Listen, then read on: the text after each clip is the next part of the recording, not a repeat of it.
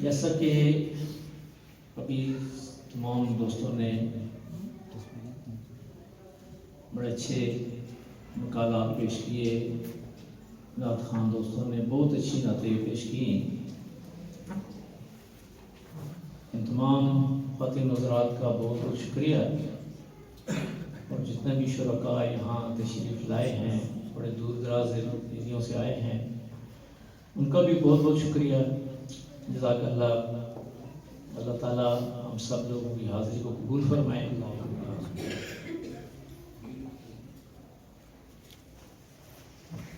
یہ جو تقریب ہے یہ رمضان شریف کی آمد کے سلسلے میں ہے۔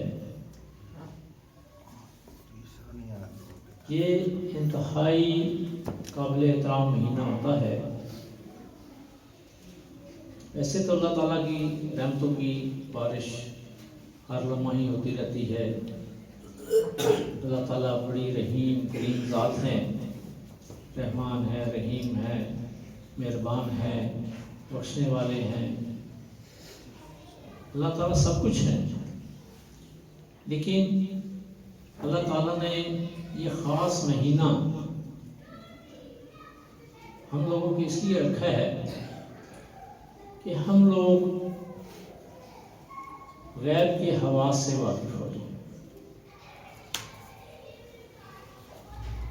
جیسا کہ قرآن پاک میں ارشاد ہوتا ہے، بسم اللہ الرحمن الرحیم، الف لام میم، ذالک الکتاب لا ریب فیہ، ھدی للمتقین الذین یؤمنون بالغیب ویقیمون الصلاۃ۔ تو یہ جو آیات ہیں اس پہ ہم اگر تفکر کریں تو ہم دیکھتے ہیں اس میں متقی کی جو اللہ پاک نے تعریف فرمائی ہے، قرآن میں جو بیان کیا گیا ہے وہ یہ ہے کہ اگر کوئی انسان ہدایت پانا چاہتا ہے تو اس کو متقی ہونا پڑے گا۔ جب تک وہ متقی کے درجے پہ فائز نہیں ہوگا وہ اللہ کی طرف سے ہدایت نہیں پا سکتا،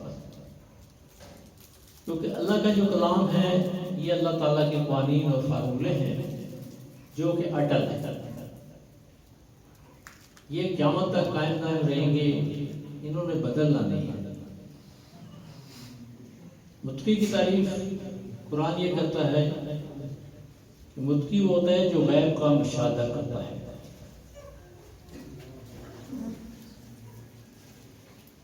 اب یہ غیب کیا ہے؟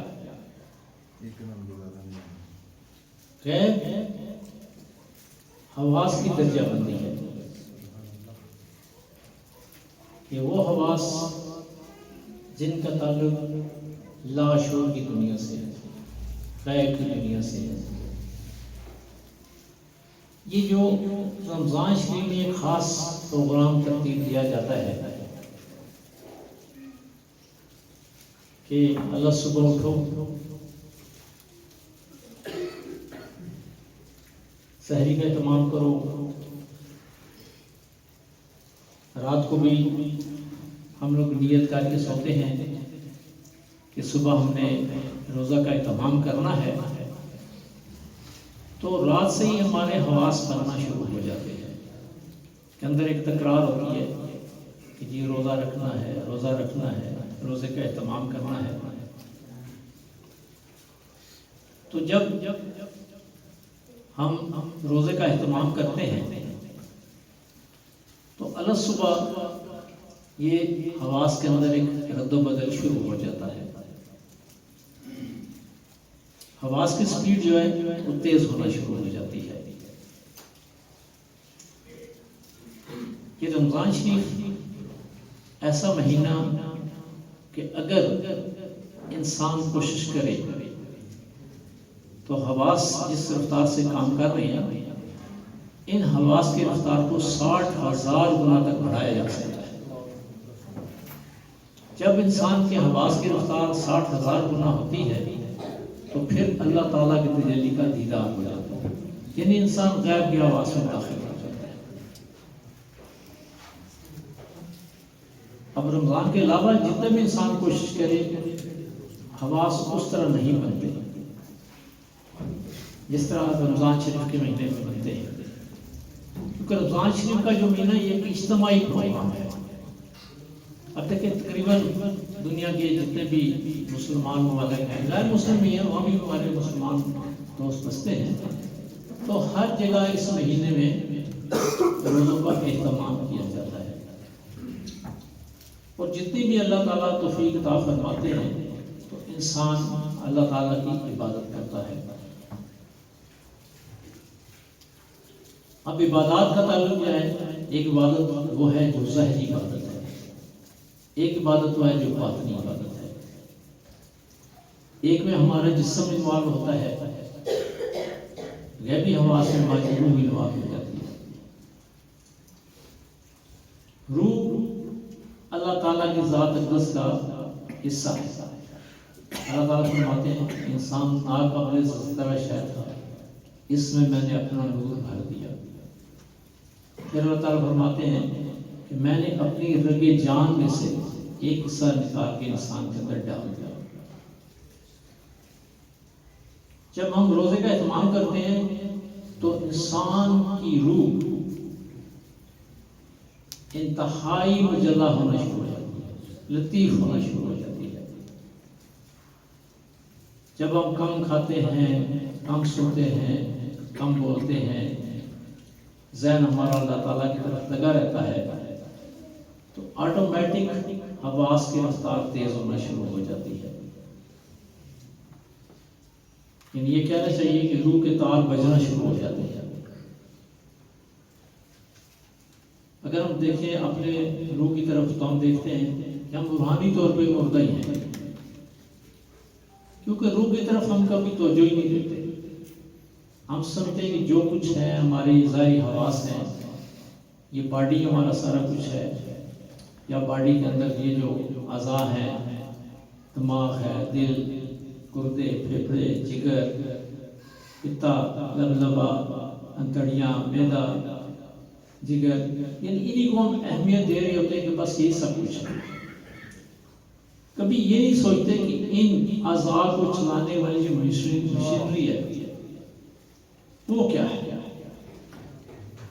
ہم جتنا بھی غور و فکر کریں ہم دیکھتے ہیں کہ جتنے بھی حواس ہمارے اندر ہیں، جتنے بھی اعضاء ہمارے اندر ہیں، یہ کوئی بھی عضو ہماری مرضی سے کام نہیں کر رہا، حتیٰ کہ ہم آنکھ بھی اپنی مرضی سے نہیں جھپکا سکتے، سانس اپنی مرضی سے نہیں لے سکتے، دماغ کے سلس ان کو ہم نہیں چلا سکتے۔ دل، دماغ، گردے، پھیپھڑے، جگر، پتا، یعنی بے شمار ہوتا ہے۔ روحانی بزرگ بتاتے ہیں کہ ہمارے اندر 20,000 سسٹم کام کر رہے ہیں، 20,000 مین اعضاء ہیں، یعنی اس مشینری کے کار پرزے ہیں۔ اور مزے کی بات یہ کہ کوئی بھی عضو ہماری مرضی اور منشا کے مطابق کام نہیں کرتا۔ اگر ہم چاہیں کہ ہم آنکھ جھپکانا بند کر دیں، آنکھ کو سٹل کر لیں، ایسے کہیں ایک نقطے پہ اپنی نگاہ ٹکا دیں، آنکھ جھپکانا بند ہو جائے، آنکھوں کی کھیلنے کی حرکت جو ہے یہ محدود ہو جائے، ساکن ہو جائے، تو چند منٹ میں ہماری ہر چیز بلینک ہو جاتی ہے، ہمیں نظر آنا بند ہو جاتا ہے۔ یہ آنکھ جھپکتی ہے تو عکس ہمارے دماغ کے اندر بنتا ہے، تب ہم دیکھنے کے قابل ہوتے ہیں۔ اب سانس ہے، اگر کوئی آدمی کہے کہ نہیں 5 منٹ یا 10 منٹ کے بعد میں ایک سانس لوں گا، لے کے دیکھ لیں، پتہ چل جائے گا آپ کو۔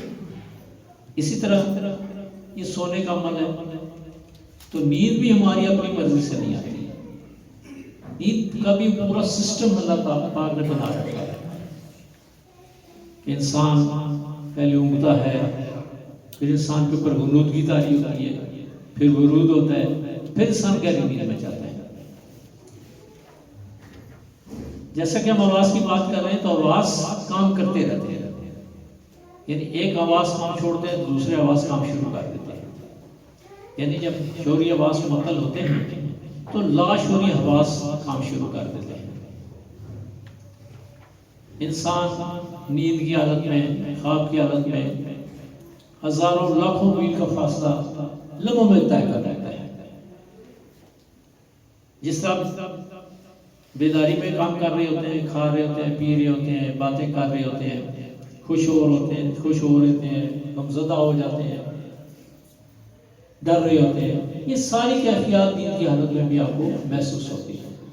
یعنی خواب میں آپ ہر چیز کو دیکھ بھی رہے ہوتے ہیں، باتیں بھی کر رہے ہوتے ہیں، کھا بھی رہے ہوتے ہیں، چل رہے ہوتے ہیں، پھر رہے ہوتے ہیں، لوگوں سے مل رہے ہوتے ہیں، خوش ہو رہے ہوتے ہیں، غمزدہ ہو رہے ہوتے ہیں، خوفزدہ ہو رہے ہوتے ہیں۔ یعنی بہت سارے آواز جو ہے وہ نیند کی حالت میں آپ دیکھیں، وہی جو آپ کی بیداری کے آواز ہیں وہی نیند کی حالت میں بھی کام کر رہے ہوتے ہیں۔ لیکن بظاہر ہمارا جسم، ہماری باڈی ہمارے بیڈ پہ پڑی ہوتی ہے، ظاہر ہم سو رہے ہوتے ہیں، لیکن باطنی حواس ہمارے کام کر رہے ہوتے ہیں۔ جب آپ روزے کا اہتمام کرتے ہیں تو یہ باطنی حواس جو ہیں یہ بیدار ہونا شروع ہو جاتے ہیں، ان کی رفتار تیز ہونی شروع ہو جاتی ہے۔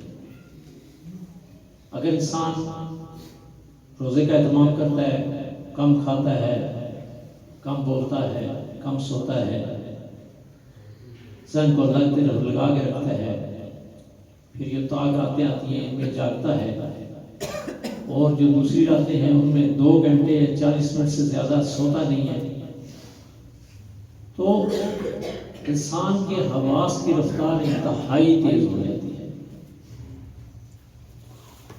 ہم سمجھتے ہیں شاید زیادہ کھانے سے ہماری صحت بنتی ہے، حالانکہ زیادہ کھانے سے صحت نہیں بنتی، کم کھانے سے صحت بڑی اچھی رہتی ہے۔ اور رمضان شریف کے مہینے میں آپ دیکھیں کہ عام دنوں کی نسبت ہماری صحت بہت زیادہ اچھی رہتی ہے۔ صالح خون پیدا ہوتا ہے، جگر سے یہ کام کر رہا ہوتا ہے، معدہ سے یہ کام کرتا ہے، ہاتھ پاؤں سے یہ کام کرتے ہیں۔ لوگ جن کو دردوں کی تکلیف ہوتی ہے ان کے درد کم ہو جاتے ہیں۔ یعنی بے شمار انسان کے جو اعضاء کام کر رہے ہوتے ہیں ان کی سمجھو مرمت ہو جاتی ہے، ان کو ریسٹ بھی ملتی ہے۔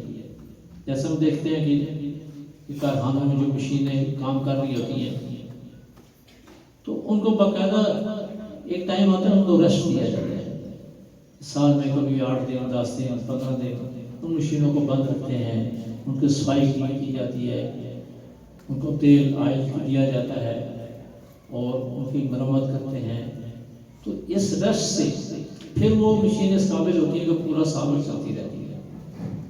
یہ جو انسان کی جو مشینری اللہ پاک نے بنائی ہے یہ بھی جب 1 مہینہ اس کو ریسٹ ملتی ہے یہ پورے سال کے لیے ایکٹیو ہو جاتی ہے۔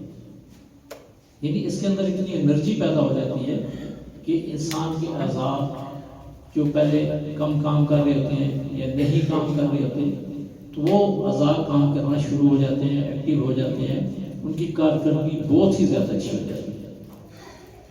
یہ تو مادی فوائد ہیں، لیکن اس کے ساتھ پھر روحانی فائدے ہوتے ہیں کہ جب آپ صلاۃ قائم کرتے ہیں تو صلاۃ میں روزے میں اللہ سے آپ کا رابطہ ہو جاتا ہے، غیب کی دنیا سامنے آ جاتی ہے، آپ جنات کو دیکھ سکتے ہیں، فرشتوں کو دیکھ سکتے ہیں، اپنی روح کو دیکھ سکتے ہیں، اللہ تعالیٰ کے انوار و تجلیات کو دیکھ سکتے ہیں۔ اور جب آپ اللہ تعالیٰ کے انوار و تجلیات کو دیکھتے ہیں ان سے آپ کا ایک ربط ہو جاتا ہے، اللہ تعالیٰ کی تجلی کا جب دیدار ہوتا ہے تو ایسی کیفیت میں انسانوں کی جو ہے دعائیں مقبول بارگاہ ادا ہو جاتی ہیں۔ جو بھی آپ اس کیفیت میں دعا کرتے ہیں وہ رد نہیں ہوتی، اللہ پاک ان دعاؤں کو قبول فرماتے ہیں۔ اور یہ جو سلسلہ چلتا ہے یہ پورے رمضان شریف میں چلتا ہے، اور خاص طور پر جو طاق رہتے ہیں جن میں آپ شب بیداری کرتے ہیں اس میں پھر حواس کی رفتار تیز ہو جاتی ہے۔ اور اس سے پہلے یہاں جو کچھ اور راتیں آتی ہیں جیسے شب معراج ہے، شب رات ہے، ان جو راتوں میں لوگ جاگتے ہیں ان کے حواس جو ہیں وہ رمضان شریف کی 8 راتوں میں جاگنے کے لیے تیار ہو جاتے ہیں۔ ان راتوں میں جب انسان جاگ لیتے ہیں تو تو اس کو ایک ریہرسل ہو جاتی ہے، پھر اس کو ویسے پتہ سوچتا ہے کہ جو اتنی لمبی رات ہے کس طرح جاگیں گے، یا 8-10 گھنٹے کس طرح جاگیں گے، ہم تو 10 گھنٹے سوتے ہیں، 8 گھنٹے سوتے ہیں، کوئی 6 گھنٹے سوتا ہے، تو اتنا جاگنا ہمارے لیے کیا ممکن ہے؟ جب ان راتوں میں آپ جاگ لیتے ہیں تو آپ کو اتنے حواس بن جاتے ہیں کہ پھر رمضان شریف کی راتوں میں آپ کے لیے جاگنا بڑا آسان ہو جاتا ہے۔ روح جو اصل ہے انسان، اس کے حواس تیز ہو جاتے ہیں، انسان کی سمجھنے سوچنے کی جو صلاحیتیں ہیں، برین بھی بڑا اچھا کام کرتا ہے، دماغی صلاحیتیں بڑھ جاتی ہیں، پھر غیبی انکشافات انسان پہ شروع ہو جاتے ہیں۔ جب انسان کا ذہن بہت زیادہ یکسو ہوتا ہے، خاص طور پہ جب آپ رمضان شریف میں مراقبہ کرتے ہیں، تو جب مراقب بندہ ہوتا ہے تو وہ دیکھتا ہے کہ ایک غیب کی بہت بڑی دنیا ہے جو ہمارے سامنے ہے، جسے ہم بھولے بیٹھے ہیں۔ ہم سمجھتے ہیں جو ہمیں اس مادی آنکھوں سے، ظاہری آنکھوں سے جو کچھ نظر آ رہا ہے یہی کائنات ہے، لیکن جب آپ باطنی حواس کا سہارا لیتے ہیں، باطنی حواس آپ کی حرکت میں آتے ہیں، تو پتہ چلتا ہے کہ اس سے کئی ہزار لاکھوں گنا بڑی کائنات ہے جو اس کے پس سے پس ہے،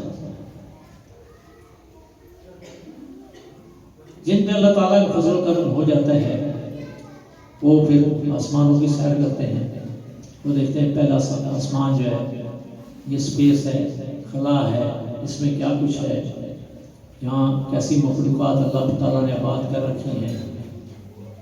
پہلے آسمان میں یہاں دیکھتے ہیں، وہاں بھی انبیاء کرام تشریف فرما ہیں، دوسرے آسمان سے، تیسرے، چوتھے، پانچویں، چھٹے، ساتویں، تو مطلب ان 7 آسمانوں پہ انسان کو اللہ تعالیٰ نے اختیار دیا ہوا ہے کہ وہ اس دنیا میں رہتے ہیں، تو ان حواس سے کام لیتے ہوئے ان کی سیر کر سکتا ہے۔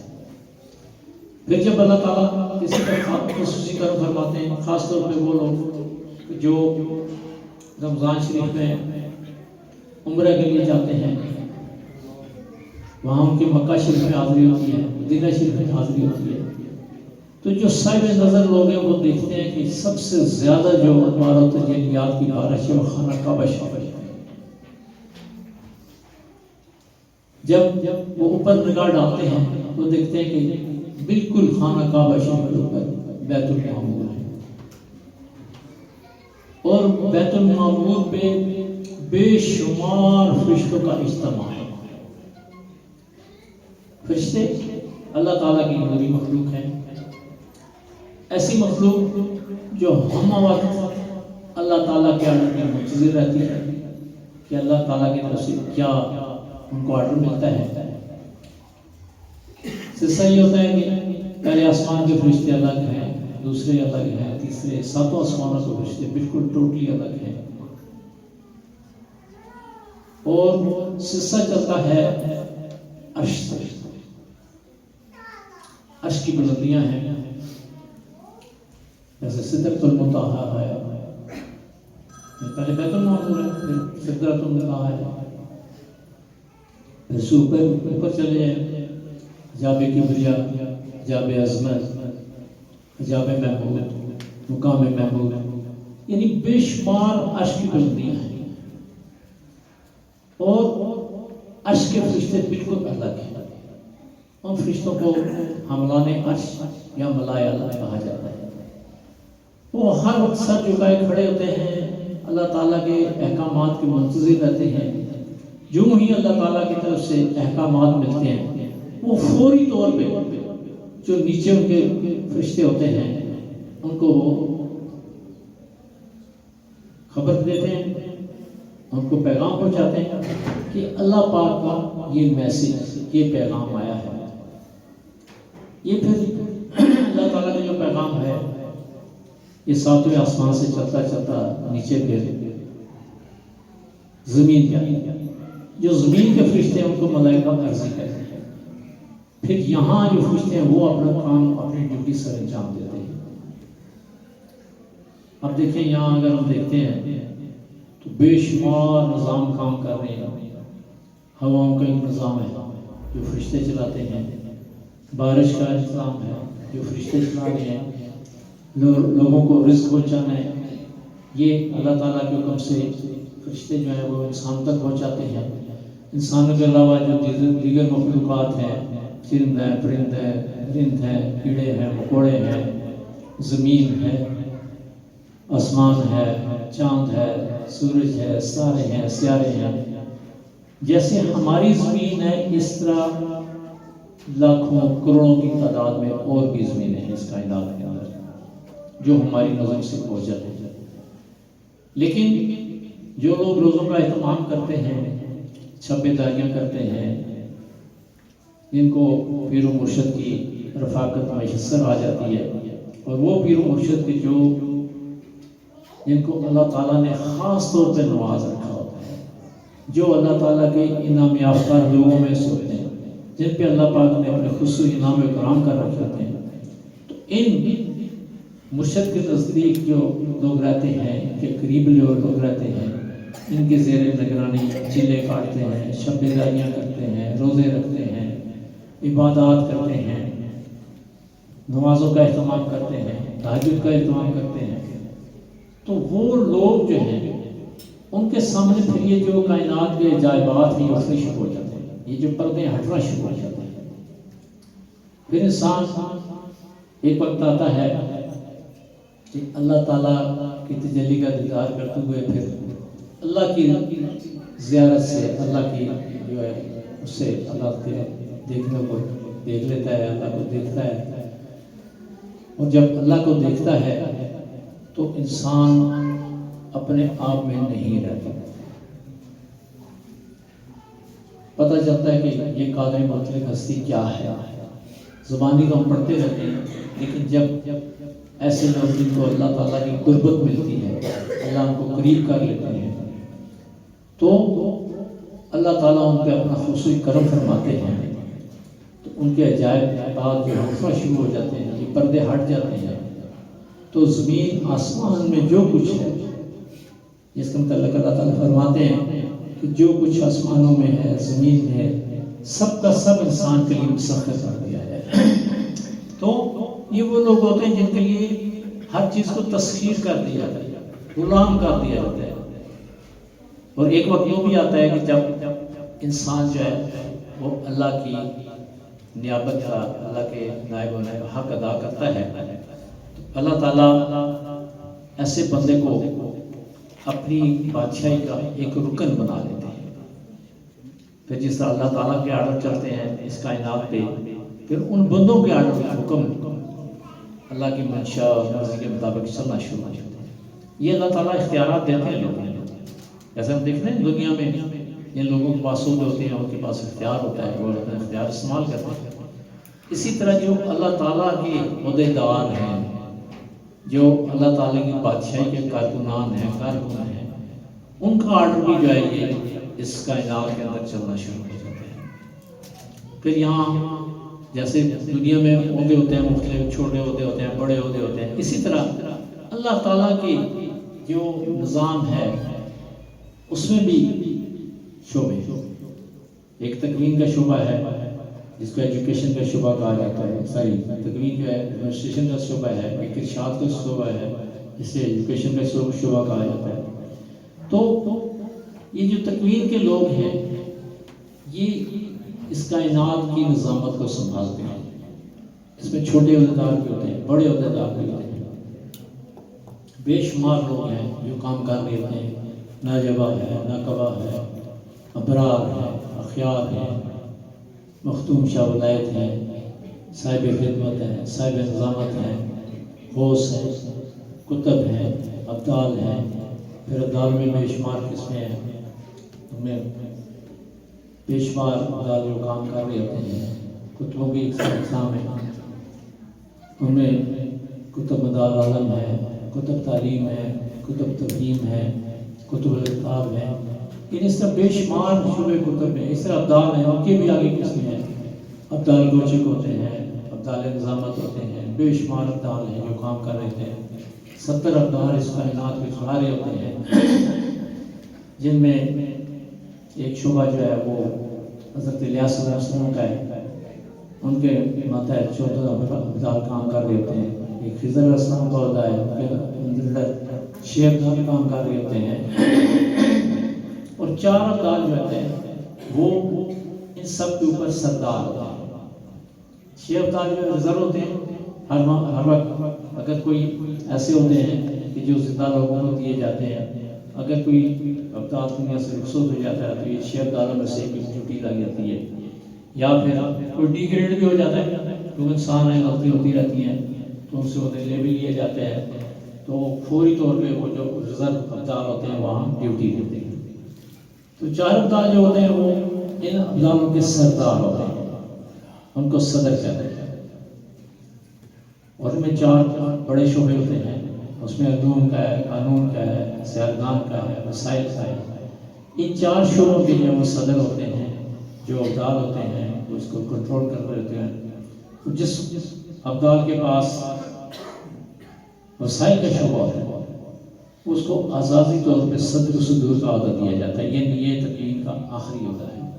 اس کے بعد پھر حضور نبی اکرم صلی اللہ علیہ وسلم کی ذات آتی ہے. یہ لوگ وزیر حضوری ہوتے ہیں، یہ حضور کے یہ ہوتے ہیں، سیکرٹری ہوتے ہیں، جیسے ہمارے دنیا میں یہ سیکرٹری ہوتے ہیں. یہ جو لوگ ہیں یہ جتنی بھی درخواستیں لوگ پیش کرتے ہیں ان کے تھرو حضور کے دربار میں پہنچتی ہیں، اور حضور کے جو احکامات ہیں، آرڈرز ہیں، وہ انہی لوگوں کے ذریعے نشر ہوتے ہیں. یہ پورا ایک سسٹم ہے. جب آپ روزے رکھتے ہیں، آپ کے آواز بنتے ہیں، تو یہ چیزیں پھر آپ کو آہستہ آہستہ سمجھ آنی شروع ہو جاتی ہیں. شرط وہ یہ کہ استاد کامل ہونا چاہیے، ایسا استاد جو ان سارے امور سے واقف ہو، جس نے مشاہدات کر رکھی ہوں، تو وہ استاد آپ کو مشاہدات کروا سکتا ہے. اب جن استادوں میں بھی جس عہدے کا کوئی بندہ ہوگا اس عہدے تک آپ کی اپروچ کروا سکتا ہے.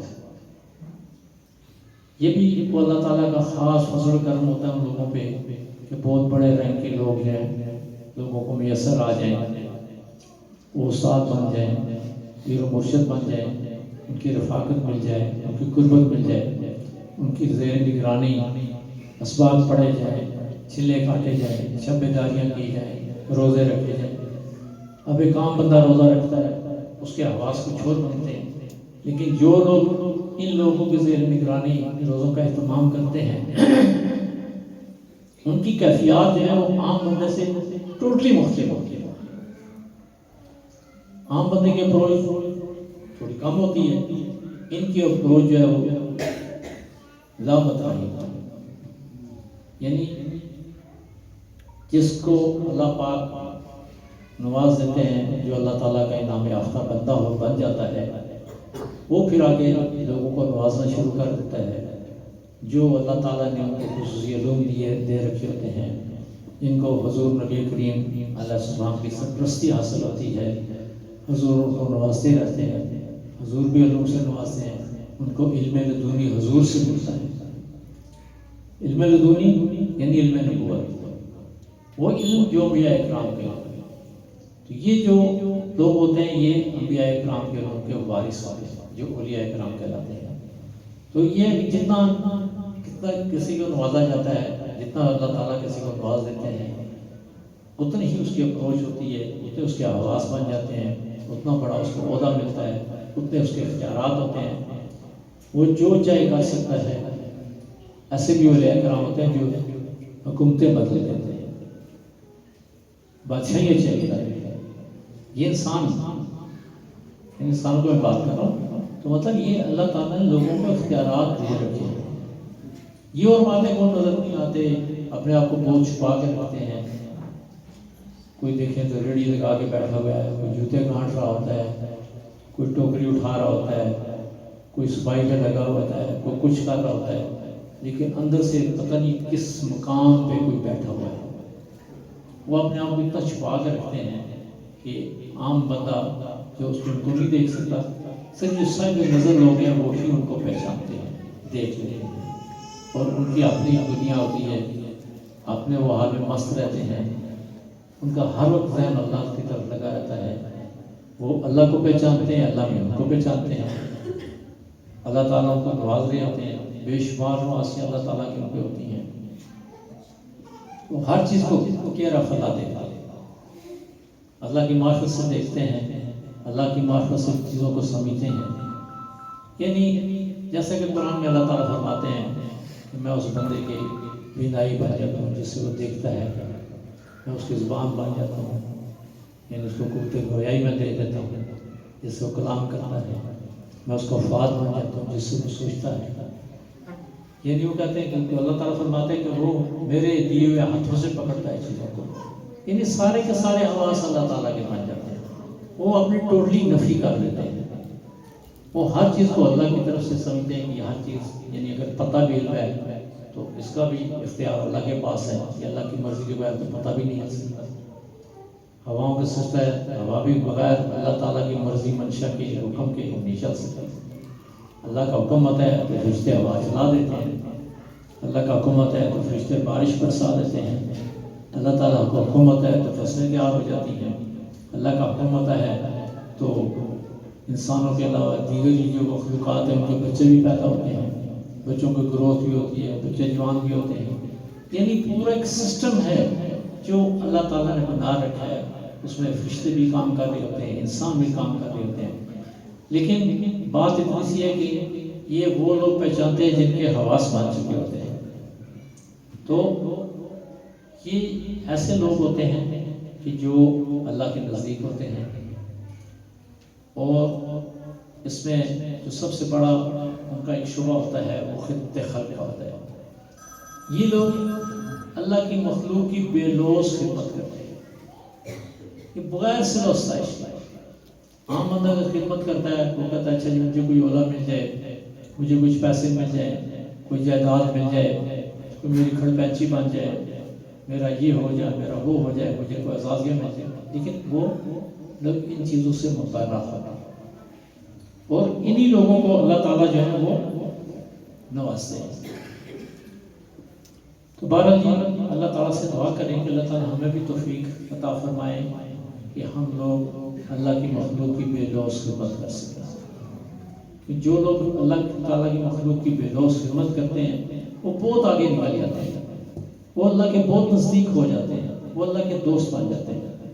ہمارے مرشد کریم حضرت خواجہ شمس الدین عظیمی صاحب فرماتے ہیں کہ اللہ کی مخلوق کی بے لوث خدمت جو ہے یہ اللہ کا دوست بنا دیا ہے.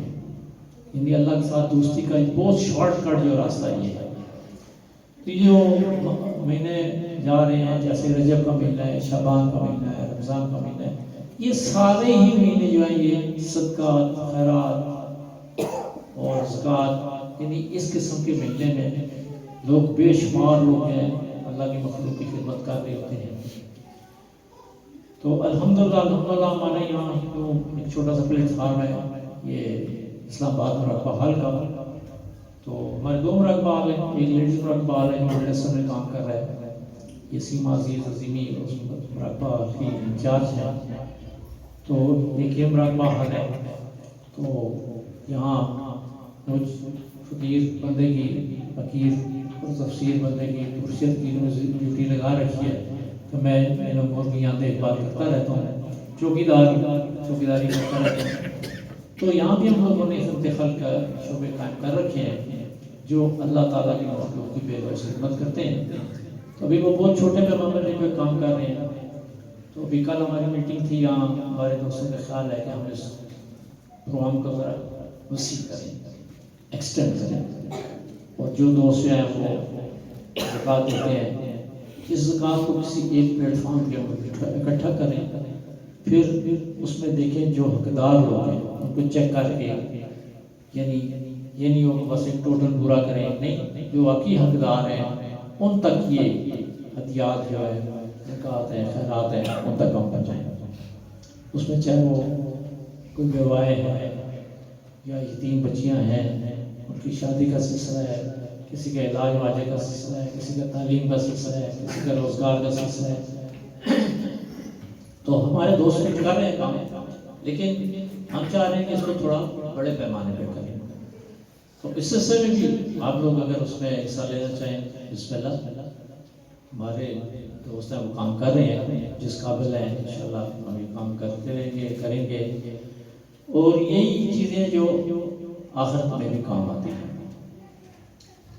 10 دنیا 70 آخرت، ان جو کچھ آپ یہاں اللہ کی مخلوق کے لیے لگاتے ہیں تو 10 گنا تو اللہ پاک آپ کو یہاں دیں گے، اور 70 اس کے آخر، یعنی اگلی جو دنیا ہے جہاں ہم نے منتقل ہونا ہے، جو ہمارا مستقل ٹھکانہ ہے، تو جب ہم عالم اعراف میں جائیں گے تو وہاں بھی یہ چیزیں ہمارے کام آئیں گی۔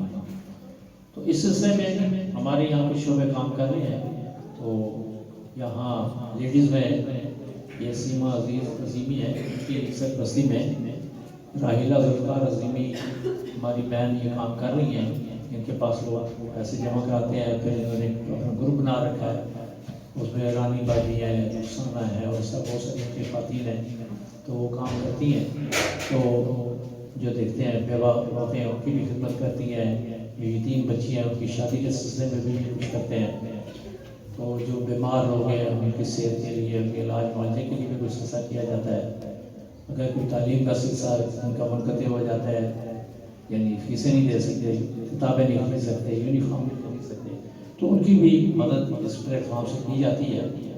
تو یہاں ہمارے محسنین بھائی ہیں، یہ بھی ماشاءاللہ کر رہے ہیں کام، ان کے ساتھ اور بڑے دوست ہیں، ہمارے علاؤ الدین عظیمی صاحب ہیں، یہاں ذوالفقار عظیمی صاحب ہیں، دیگر بھی دوست ہیں، یہ عمران بھائی ہمارے نائب نگران ہیں، تو ایک پورا گروپ ہے جو یہاں چھوٹا سا ہمارا کام کر رہے ہیں، تو ہم آپ سے بھی التماس کریں گے، یہ بڑا بابرکت مہینے جا رہے ہیں جو سارے، یہ ابھی شعبان کا مہینہ بہت ہی بابرکت مہینہ ہے، اس میں بھی آپ کی جو زکوٰۃ خیرات جو ہے جو آپ دینا چاہتے ہیں اس میں دے سکتے ہیں، رمضان میں بھی آپ لوگ دے سکتے ہیں، تو بہرحال یہ رجب شعبان رمضان یہ 3 مہینے جو ہے اس میں لوگ زیادہ اس کا اہتمام کرتے ہیں، اور ماشاءاللہ ہمارے دوست بہت سارا کام کر رہے ہیں، اللہ تعالیٰ ان کی خدمات کو قبول فرمائے، جو لوگ اس میں حصہ ڈالتے ہیں اللہ تعالیٰ ان کے جان و مال میں برکت اور ترقی عطا فرمائے، اللہ تعالیٰ ان کی مشکلوں کو آسان فرمائے، ان کے لیے آسانیاں پیدا فرمائے، ان لوگوں کو اپنی اولاد کی خوشیاں نصیب ہوں، اور بہت ساری نعمتوں سے اللہ پاک ان کو نوازے۔ بہت بہت شکریہ جی، سیدھے وزیر صاحب کہتے ہیں جو ٹائم ہو گیا، بہت شکریہ جی۔ تو اب ہم تھوڑا سا اللہ تعالیٰ کا ذکر بھی کر لیتے ہیں، تو مراقبہ بھی کر لیتے ہیں، تو اس سے پہلے وہ سب پہلے کر کے بعد میں کریں گے، بعد ٹھیک ہے۔